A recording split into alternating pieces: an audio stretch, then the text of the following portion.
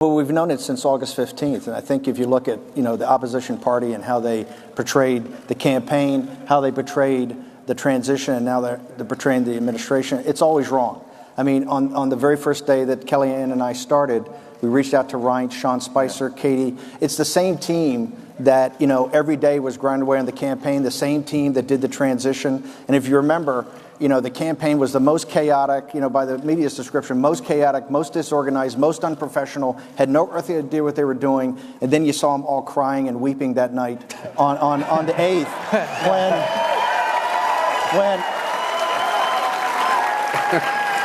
and the reason it worked is President Trump. I mean, Trump had those ideas, had that energy, had that vision that could galvanize a team around him of disparate. Look, we're a coalition.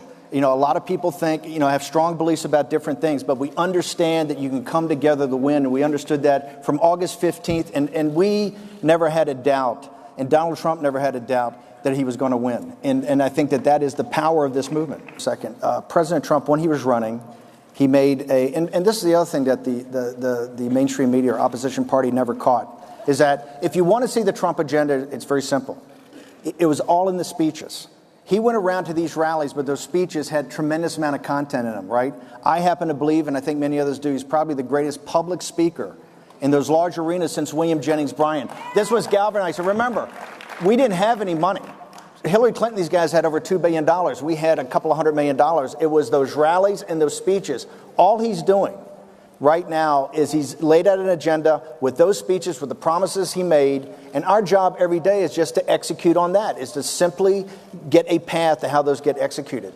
And he's maniacally focused on that. And I think that's one of the powers of the transition, where many, many people try to come in and try to convince President Trump, hey, you won on this, but this is what you want to do. And he's like, no, I promise the American people this, and this is the plan we're going to execute on. And Reince, and by the way, that's what you've seen, the executive orders, the Supreme Court, the way he's gone through the Supreme Court, and by the way, the other 102 judges that we're eventually going to pick. It's just a methodical, and that's what the mainstream media won't report. Just like they were dead wrong on the chaos of the campaign, and just like they were dead wrong in the chaos of the transition, they are absolutely dead wrong about what's going on today, because we have a team that's just grinding it through on what President Donald Trump promised the American people. And the mainstream media better understand something.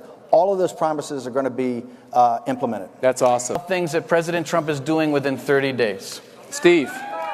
Yeah, I think the same thing. I think if you look at the lines of work, I kind of break it out into three verticals or three buckets. The first is kind of national security and sovereignty, and that's your intelligence, the Defense Department, Homeland Security. The second line of work is what I refer to as economic nationalism, and that is Wilbur Ross at Commerce, Steve Mnuchin at Treasury, Lighthizer at Trade, Peter Navarro, Stephen Miller, these people that are rethinking how we're going to reconstruct our trade arrangements around the world. The third, broadly, line of work is what is deconstruction of the administrative state. And if you, so I think the three most important things. I think one of the most pivotal moments in modern American history was his immediate withdrawal from TPP.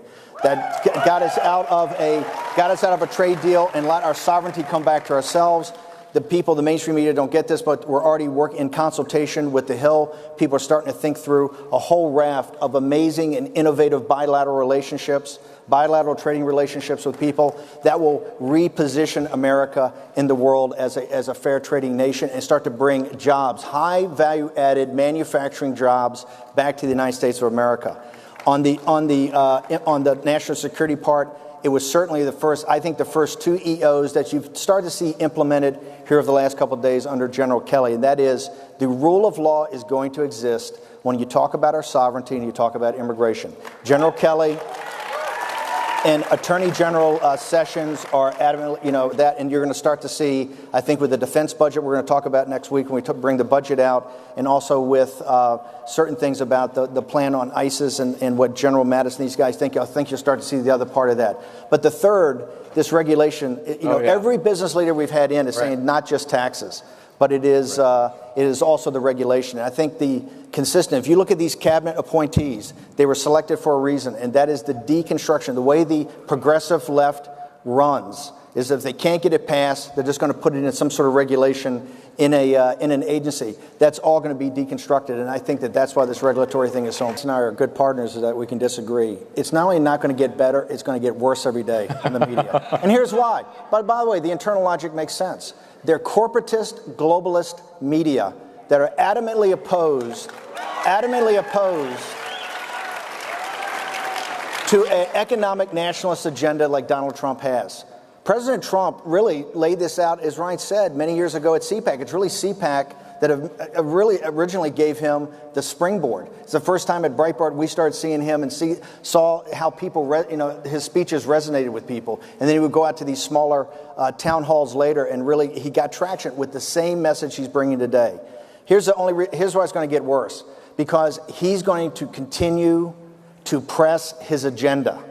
And as economic conditions get better, as more jobs get better, they're going to continue to fight. If you think they're going to give you your country back without a fight, you are sadly mistaken. Every day it is going to be a fight. And that is what I'm proudest about Donald Trump. All the opportunities he had to waver off this, all the people have come to him and said, oh, you got to moderate. Every day in the Oval Office, he tells Reince and I committed this to the American people. I promised this when I ran, and I'm going to deliver on this. I've said that there's a new political order that's being formed out of this, and it's still being formed. But if you look at the wide degree of opinions in this room, whether you're a populist, whether you're a limited government conservative, whether you're a libertarian, whether you're an economic nationalist, we have wide and sometimes divergent opinions. But I think the center core of what we believe, that we're a nation with an economy, not an economy just in some global marketplace with open borders, but we are a nation with a culture and a reason for being. And I think that's what unites us. And I think that is what's going to unite this movement going forward. President Trump tomorrow is coming, I think, really to express his appreciation. Absolutely. The vice president's coming tonight. The vice tonight. President's coming tonight. And the reason is he understands in CPAC there are many, many, many voices. But he's here to say appreciation and to drive this movement forward. This is really where he got his launch, with his ideas in the conservative movement, 5 years ago. And he wanted to show his appreciation. We're at the top of the first inning of this, and it's going to take just as much fight, just as much focus, and just as much determination. And the one thing I'd like to leave you guys today with is that we want you to have our back. But more importantly,